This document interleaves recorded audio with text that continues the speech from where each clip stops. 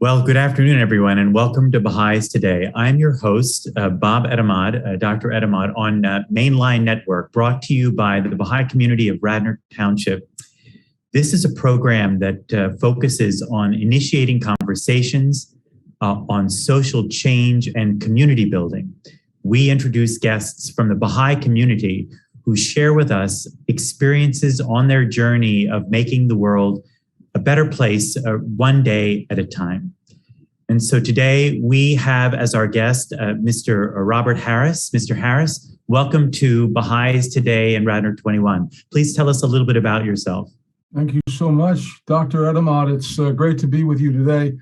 I love the Main Line. I grew up just outside of Princeton across the Delaware River, and I've spent many happy times in the beautiful towns of the Main Line.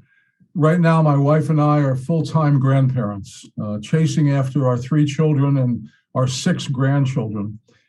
These 6 little ones are involved in more activities than I had ever imagined was possible. It's a joy at this time of my life to have these kids to watch grow up. It's like having dessert. It's beautiful.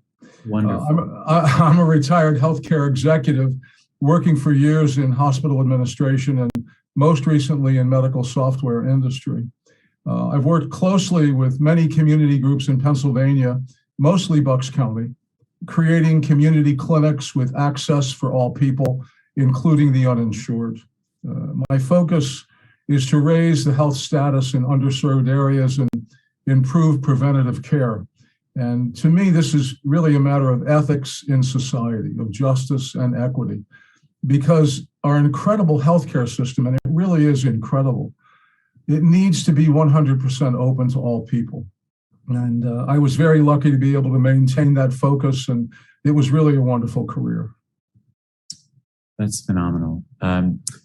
So that really tells us a little bit about what you've been doing. I guess we also like to know a little more about your life of service, both in your professional capacity, maybe more detail, and really to start our conversation, talk a little bit about what motivated you or inspired you, and maybe some specific activities or organizations that you were involved with, and feel free to be specific about some of those things as it relates to our region.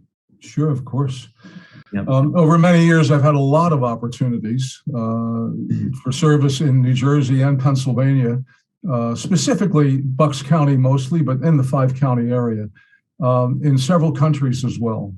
Close to home, I've served on the boards of many organizations, including the YMCA and the Red Cross and Rotary clubs and nature centers and the League of Women Voters, and several healthcare initiatives, including the Hospital Association of Pennsylvania. Internationally, I've worked with youth empowerment in several countries in the Caribbean and in Latin America. I've been able to help many American kids get connected with a year of service, working for a year in villages and rural areas, teaching and learning with the local youth, and really with a focus on creating capacity to serve the communities that they live in.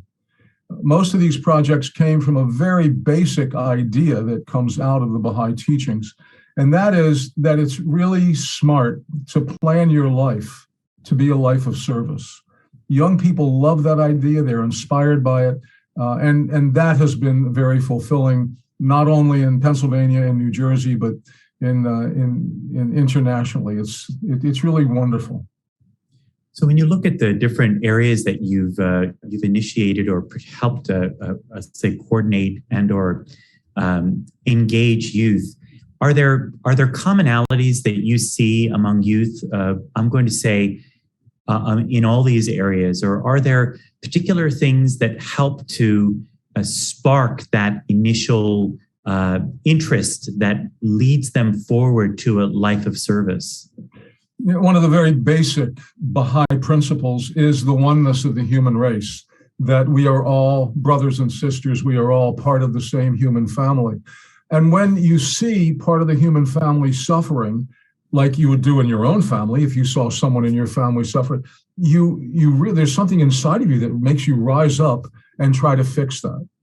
And it is this, the commonality you're talking about is that whether I'm in Chile or in Brazil or in Jamaica or in Mississippi, that this common belief that we are all related to each other really motivates young people. It really gets them excited, and it launches them into careers that are incredible. You know, in the main line and in the 5-county Philadelphia region, the Baha'is are working hard here locally on many fronts and in many ways.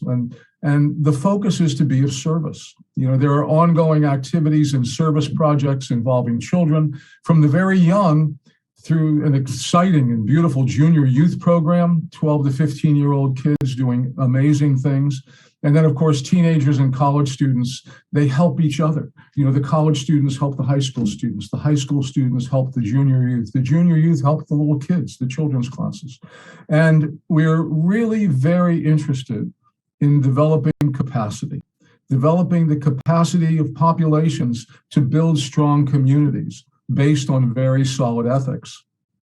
Junior youth are in service to the younger people in very organized ways and in service projects. They learn a very important thing about life, and that is they learn how to consult with each other. They learn how to plan service projects. They learn how to discuss common problems, and they also they're doing the things that every society in the world needs to do: communication problems, problem solving, and a unified vision. You know, when you have unity of thought, communities can move very, very quickly. It's beautiful. And you know, this junior youth empowerment program, it's a spiritual empowerment program, and everybody is welcome in it. And if you'd like to learn about it, all you need to do is go to mainlinebaha'is.org.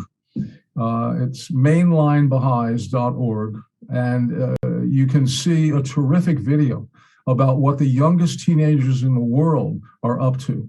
It's a worldwide development program, but anyone in the main line can access it pretty easily. When you speak of junior youth, what ages are these, and why is there such an interest in this particular age group? I think I know the answer, but it'd be better if it was more specific. The ages of junior youth are ages 12 to 15. Mm-hmm. And talking to rabbis and priests, you know, there's no clergy in the Baha'i faith, but I have interacted with a lot of leaders in religions. And this is the time when young people really get lost. They lose their ethics, they lose their faith, they lose their sense of purpose, they lose the noble ideas that they had when maybe they're talking to their grandparents or their parents about what to do with their lives. And then they discover all kinds of crazy things, the watches on their phone, their iPads. It's just amazing how easily distracted they are. They can be lost very quickly. And so what the Baha'is have discovered worldwide, and you know, every religion has discovered this. This is the age where people prepare for bar mitzvah, where they prepare for confirmation, where they have intensive classes to really help them stay close to their faith and to stay close to their ethics and the ideals that their parents want to, you know, project to them. It's a very important age group. We don't want to lose them. We don't want them to simply become consumers. We want them to be servants. We want them to be people who are willing to serve people in the world. So almost being a lifelong, I'm going to say, resident of this region, of this broader region, what are some of the things, some of the activities that you're seeing, I'm going to say now or in this period of time that we're in today, or even just in the next several months, that you see as exciting and interesting for our region that the Baha'is might be participating in? Well, I'll tell you what, it's always an exciting time to be talking about service, and it's always an exciting time to work with young people because they pop up all the time. These young people are only young people for a very short period of time. And when you work with them, you see quickly that they become adults and then beyond. And you want to inspire them with the idea that you never give up service, that when you're in graduate school, you need to be helping some people who are freshmen in college. That is ongoing.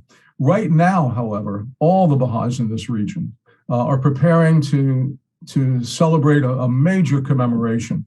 And it is the life of one of the central figures of the Baha'i faith. His name is Abdul Baha, and he was the son of the founder of the Baha'i faith. And Abdul Baha traveled to America over 100 years ago, and he came to talk about peace. And he came to talk about all of the elements that go into, hopefully, a day when the world will be at peace.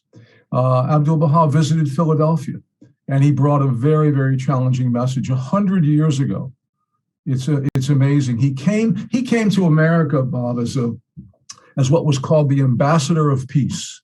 There were hundreds and thousands, actually, of newspapers that wrote articles about Abdul Baha and his message of peace. The newspapers and newsreels called him the ambassador of peace. The message he brought, I was going to say fascinating. So he came to Philadelphia when? When exactly? 1912. 1912, he was in Philadelphia. Yes. And he came and he visited he was all across America. He went to the Pacific West Coast and visited 40 major cities, gave hundreds of talks. And every one of his talks were covered in the newspapers, a lot. Newspapers were really the mirror of America in those days, and thousands and thousands of articles appeared because his approach was so unique. He came as a major speaker for the International Peace Conference in Lake Mohonk in 1912. And this was just at the very moment that the tensions were building in Europe that resulted in the Great War. We call it World War I now. But Abdul Baha in Lake Mohonk, with all of the great diplomats of the world there, he boldly stated that war was a product of hatred and prejudice in people's hearts. He said that a new spirit must settle into the human mind that would push out prejudice and long-standing divisions and bring the dawn of the new day in human relations. He linked, listen to this, he linked universal peace with such topics as women's suffrage, the equal rights with men and women, racial justice, the necessity of religious unity, and the crying need for international cooperation. Abdul Baha impressed many experts when he said, and this was quoted widely, he said, war is not about treaties and trade and tariffs and weapons and sovereignty, but rather it's a matter of what is lacking in the human heart, and that is love. So Baha'is, young and old, seek to bring people together to discuss these problems that still plague us today. And those discussions are open to anyone who is interested in advancing dialogue and consultation. And this is a period of time when the Baha'is in this region and all around the world, 10 or 20,000 Baha'i communities around the world, they're having commemorations for the 100th anniversary of his passing. Really, it's a beautiful gift that he brought to America, and particularly a beautiful, beautiful gift that he brought to Philadelphia. He spoke at the Baptist Temple on Broad Street, and it was Bishop Conwell met him in the Holy Land and welcomed him and invited him to come to Philadelphia. And he came to Philadelphia, spoke to 2,500 people. And in that gathering were rabbis, Christian ministers, Catholic priests, clergy of every stripe, even Muslims. And they came into that Baptist temple and they heard Abdul Baha talk about how important it is, and it's exactly the same thing that gets taught to children today, that we are one human family. You cannot divide that human family anymore, and we need to put it back together. And that's the essential message in 1912, and it's the essential message today. We certainly need it today. So as this commemoration is going to happen, actually, just to be very concrete, how is that going to be? There's going to be a Zoom meeting or a physical meeting to commemorate this and to be shared with the public. Is that correct? There's going to be a Zoom meeting. It's going to be the 27th of November, which is Saturday, a week from this coming Saturday, and it's at 2 p.m. It's a very brief meeting. It's going to be about an hour and 10 minutes. And what it's going to do is it's going to invite people to listen to these very basic Baha'i teachings that Baha'is have lived with for a couple of centuries now, and that we are doing our very best to get people involved in dialogue about these kinds of things. We're not trying to convert anybody or convince anybody of anything. What we're doing is we're trying to create dialogue and discussion and consultation. And maybe we can come up with some consensus where, as a group of human beings, without any labels at all, not black or white, not Christian or Jew, just as human beings, we can come up with some sensible ideas where we in our daily lives can exemplify some of the things that we know will be healthy for the human race. Right now, the human race is pretty toxic. If somebody was on Mars and they were looking at what the human race is doing, there's a lot of toxicity here. And we really need to clean this up. And the way we clean it up is by people of goodwill using their intellects, using their skills that we have to communicate with each other and share with each other to embrace each other. That's the deal. And that's why we're having these commemorations. And that's why we're inviting people to come and be with us. So Bob, regarding, let's say, some of the issues of the day, for example, and this dialogue that you speak of right now, we all know there's a lot of polarization in discussing almost any topic. Do you find that there are particular tools that are available to us that, in meeting with people around the region and the country, that may help bridge some of the divide that is related to this, I'm going to almost call it pseudo-polarization, but this issue of people taking very drastic points of view that seem to be in great conflict with one another? We sure seem to be polarized, don't we? We seem to be, one end is against the other end. And what we're hoping is that there are people of goodwill, people whose minds are not totally made up, who can talk to each other. Baha'is have a process of consultation where we listen to each other. We don't get attached to our own ideas. We try to be teachable. We try to be open-minded. We try our very best to listen carefully and respectfully to other people. And then we can walk together. We can find something that we agree on. And once we find one thing that we can agree on, we're going to find more things that we can agree on, until we finally agree that peace is better than war and love is better than hatred. The skills that Baha'i children develop, and I'm so glad we started talking about Baha'i children, the skills that they develop are the skills of listening respectfully to each other and being able to confidently say what's on their mind and what their opinion is, and not be attached to it. Here, I have an opinion, but I am really willing to listen to your opinion as well. It's a very refreshing kind of ethos. It's a beautiful kind of community life where, for instance, older people listen to children. Older people guide children, but they listen to children as well. Because, old people have not had the answer. We need to figure out how humble we can be so that perhaps together we can find the answer. It's very polarizing to have somebody say, I have the answer, and the other person says, no, I have the best answer. No, I have the right answer. Well, no, this is the answer that we're going to do. And it's just so, it's like a tug of war. And when you're fighting, there is just no way for us to hear each other. And if you're looking, your question's very insightful. Baha'is really try their best to listen to each other and try to respect it. Whether you are a man or a woman, whether you're young or old, whether you are wealthy or not, it just is important that we respect each other as human beings on this planet, and that everyone has worth and everyone is worth listening to. So it's a good question.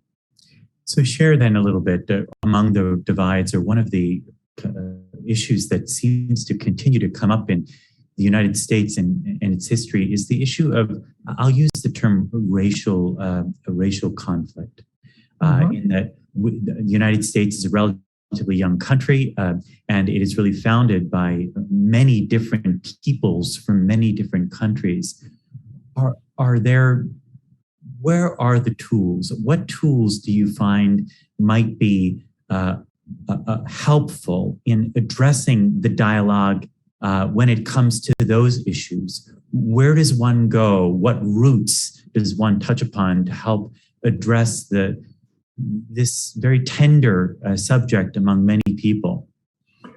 It is a challenging issue. It is really the most challenging issue we deal with. And I'm happy to tell you that I would say in the past 4 or 5 years, there has been a tremendous focus on this, and that this focus has really yielded many wonderful fruits. And most of these beautiful things that have developed have been ways that we consult with each other and ways that we reach each other. This pandemic, as awful as it's been, it has pushed us to Zoom, and basically it has doubled, tripled, and quadrupled the amount of time we spend talking to each other in intimate settings. We're having an intimate conversation right now. It's kind of amazing how I'm in New Jersey, you're in the main line, and it's just astonishing that I feel like you're sitting next to me. This happens thousands of times a day. I'm doing 3 of these meetings today myself, where we sit down and we look at different aspects of racial understanding and racial justice. There's a wonderful group out there called Partners in Racial Justice, where they set up spaces like this, Zoom spaces, where there are hundreds of people involved in dialogues, breakout rooms, beautiful little mini conferences, and people have outstanding results at breaking through the kind of division and the walls that have been built in America.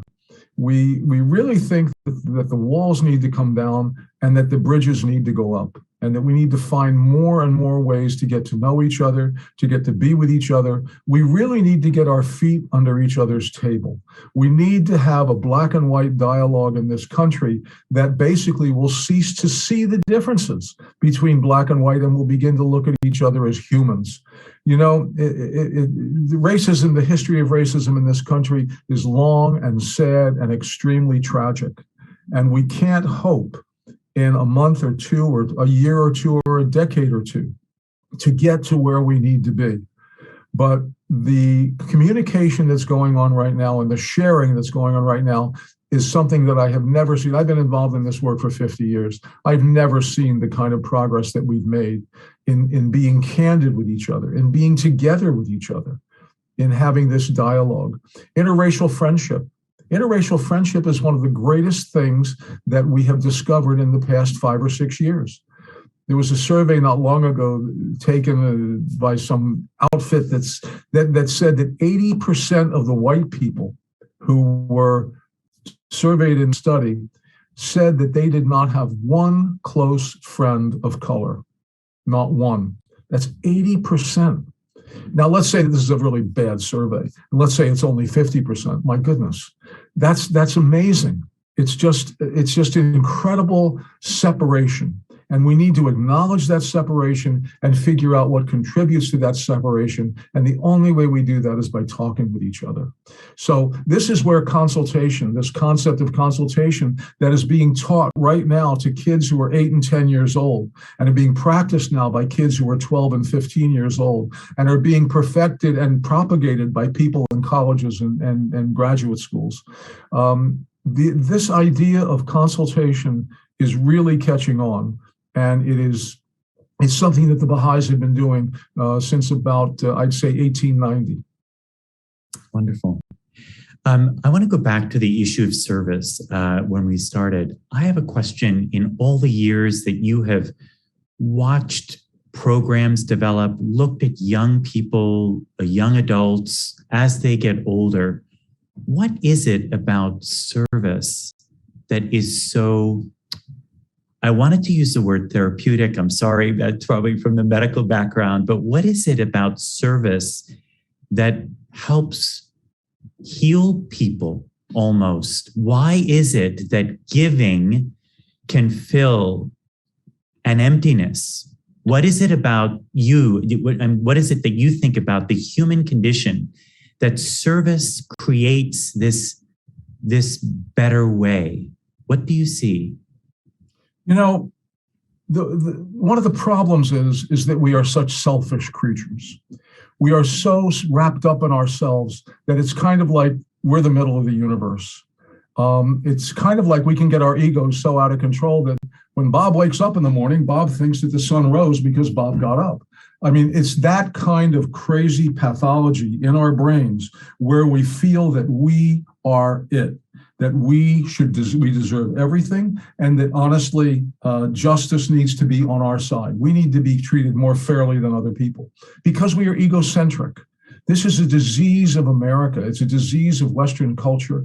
It's a disease now spread all over the world because in the huts of Africa, everywhere, there is CNN with their commercials about what people have and what people don't have, and the jealousies that develop are incredible. Albert Schweitzer, the physician who went to Africa to heal people, won the Nobel Prize, one of the earliest winners of the Nobel Peace Prize. He said, I don't know you very well.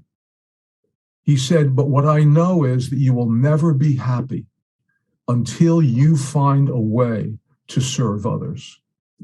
And this is the exquisite center of the Baha'i teachings as well, that this service to humanity is equated to prayer.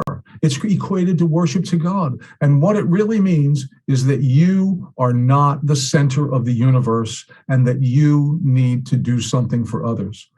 My son, who's got little kids who are 3, 6, and 8, they go at least once a month to do community service for someone, whether it's packing lunches, doing something in a homeless shelter, working in the food bank, moving stuff for people who are moving into new apartments. He takes them every month.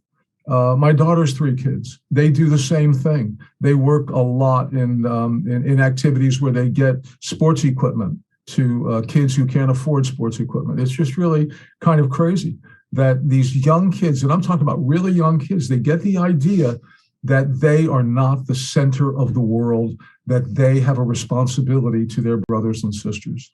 That's a good question, Bob. Wonderful. I mean, you're sharing, it sounds to me as if you're basically sharing that there's something inherent in the human condition where service is somehow, giving is as fulfilling, if not more than taking. I'm not sure if that's what I'm suggesting, but there's something about the human condition where giving gives back on its own. You know, it's funny, in the Christian tradition, Jesus said, love your neighbor as you love yourself. And in the Baha'i tradition, it says, prefer your neighbor to yourself. Give more, sacrifice for others. And believe me, it helps your mental health. It helps a lot about the way you look at the world.